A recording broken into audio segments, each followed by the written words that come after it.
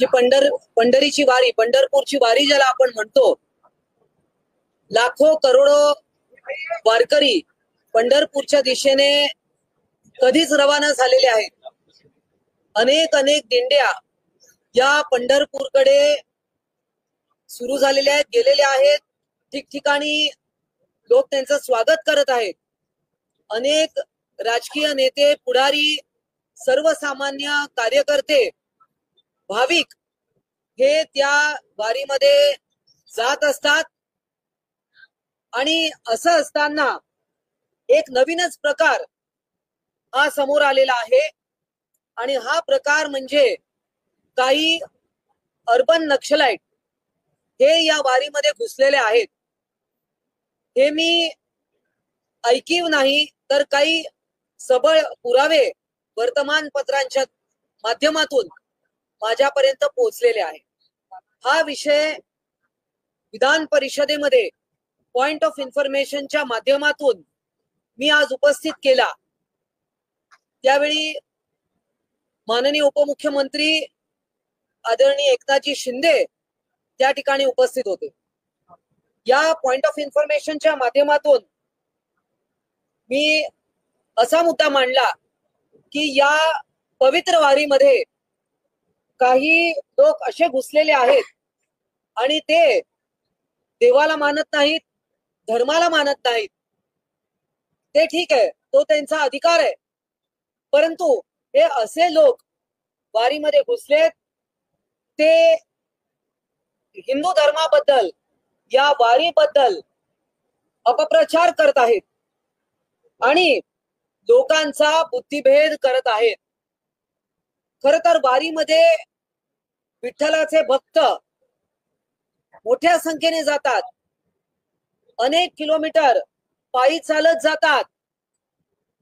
पंढरपूरची वारी अशी आहे की तिथे कोणी कोणाला निमंत्रण दिलेलं नसतं, परंतु लोक तिथे उत्स्फूर्तपणे जातात. अनेक टीव्ही चॅनल्स देखील आपण ही वारी कव्हर करत असतो. परंतु वेगवेगळ्या बोगस नावाखाली काही संघटना, जसं की संविधान दिंडी, पर्यावरण दिंडी, अलीकडच्या काळामध्ये पंढरपूरच्या वारीमध्ये स्वच्छता संदेश, शैक्षणिक संदेश दिले जातात. कारण मोठ्या प्रमाणात जनजागृती करण्यासाठी हा एक चांगला उपक्रम सापडतो. अनेक वारकरी हे बीजारोपण करत जातात पर्यावरण संवर्धनासाठी. परंतु या संघटना ज्या आहेत, आता दुसरी एक संघटना लोकायत, ही एक संघटना आहे. या अशा संघटना या स्वतःला असं काहीतरी लेबल लावून घेतात आणि या वारीमध्ये पथनाट्य करतात, असे शो करतात. आणि त्याचं मी हे बघा, एक पथनाट्य, एक दिवस तरी वारी अनुभवा, हे आपण चित्र पाहाल. आता हे कोण आहेत लोक? आता एक तिकडे हिंदू धर्मीय नाही हे दिसतंय. त्यांनी ज्या प्रकारचा परिधान केलेला आहे, आपण पाहू शकता की हा माणूस कोण आहे. कुठल्या जाती धर्मावर मला टीका करायची नाहीये, परंतु हडपसर, दिवेघाट या मार्गाने ही मंडळी सकाळी 8 वाजता सासवड येथे पोहोचतात. वेगवेगळ्या त्यांच्या वारीचा पूर्ण रूट देखील आहे. त्यांच्या वारीचा रूट देखील आहे. हा बघा, त्या असा दाखवलाय, त्याच्यात QR कोड दिलाय. हा QR कोड देखील ब्लॅकलिस्टेड आहे असं मला कळलंय. त्यामुळे ही कोण लोक आहेत आणि हिंदू धर्माला बदनाम करण्याचा प्रयत्न आहे. त्यांनी त्यांच्या इतर कुठल्याही माध्यमातून कोणाविषयी बोलायचं असेल तर बोलू शकतात, परंतु पंढरपूरच्या वारीचा अशा प्रकारे हे गैरफायदा घेत आहेत. यांना अधिकार नाहीये.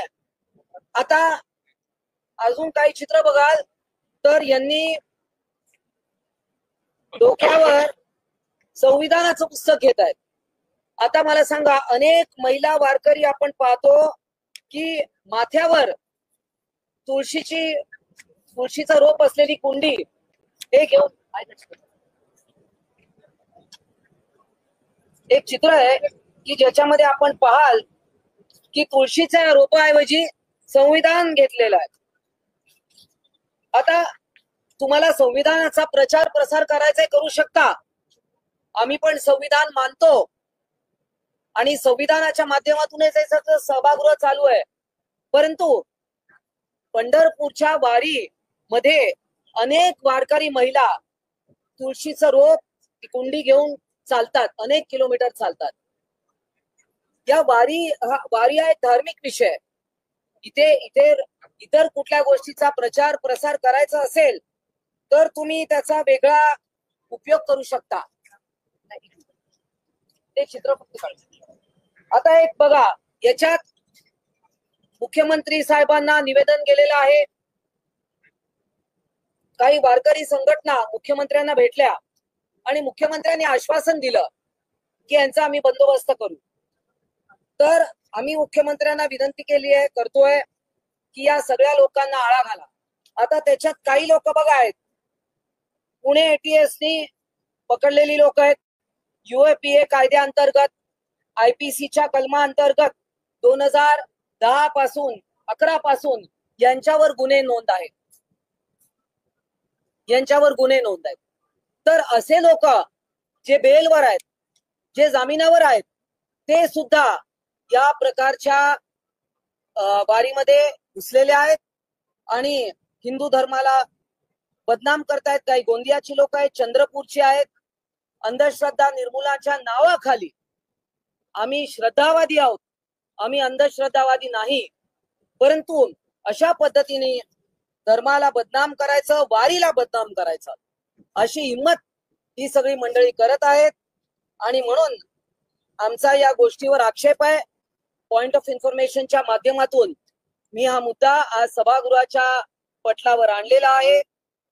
माननीय एकनाथजी शिंदे उपमुख्यमंत्री यांनी याची गंभीर दखल घेतली आहे आणि या गोष्टीला त्वरित, कारण आता 6 तारखेलाच आषाढी एकादशी आहे आणि या वारीचा कोणी गैरफायदा घेऊ नये हाच आमचा उद्देश आहे.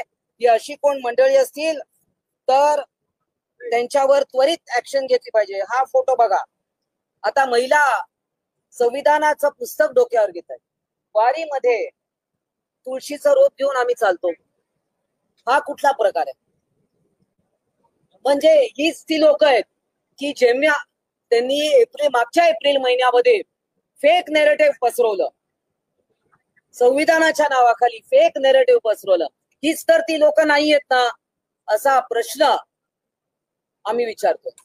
त्यामुळे या सगळ्या गोष्टीची गंभीर दखल घेतली पाहिजे शासनाने.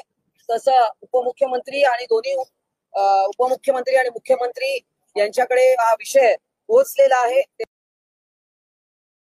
नक्कीच याच्यावर काही ना काही ऍक्शन घेतील. आता बघा, याच्यात बरीच लोक आहेत. ते पोलिसांचं काम आहे शोधून काढायचं. पोलीस नक्कीच शोधून काढतील.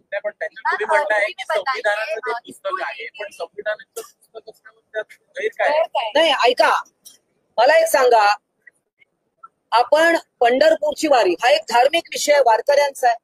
वारकरी नॉर्मली काय डोक्यावर घेऊन जातात? तुळशीची रोप कुंडी असते, ठीक आहे, संविधान.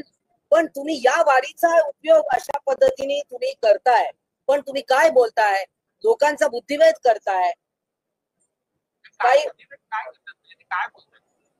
काहीतरी अपप्रचार करतात. आता तुम्ही बघा, आता हे बघा, आता लोक कीर्तन करतात, विठुरायाचं नाव घेत चालतात, परंतु हे लोक तिकडे पथनाट्य करून लोकांचा बुद्धिभेद करतात, लोकांना काहीतरी वारीच्या बद्दल अपप्रचार करतात. तुम्ही जा, तुम्ही कव्हर करा. तुम्ही अनेक माध्यमांचे शोज आहेत, संध्याकाळी चॅनलवर आम्ही पाहतो. तर हा संशोधनाचा विषय तुमच्यासाठी है, तुम्ही करा. क्या आपका आरोप है इसको लेके आषाढ़ी के बारी में अर्बन नक्सल घुसे हैं, इस तरह का आरोप है? जो मगाशी एक विषय राहिला, नंतर मी हिंदीत सांगते की